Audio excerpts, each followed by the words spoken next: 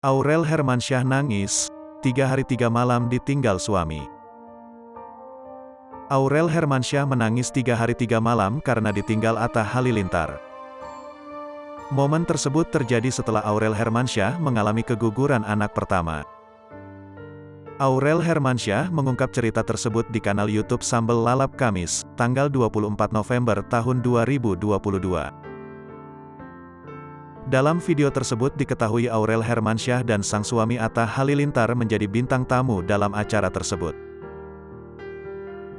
Pada kesempatan itu Aurel membagikan pengalamannya pasca melahirkan. Diungkap wanita 24 tahun itu, bahwa suaminya memiliki pengaruh besar, ketika ia baru menyandang status sebagai ibu muda. Yang tadinya aku nggak ngerti apa-apa, ya memang support terbesar ya mom, ucapnya.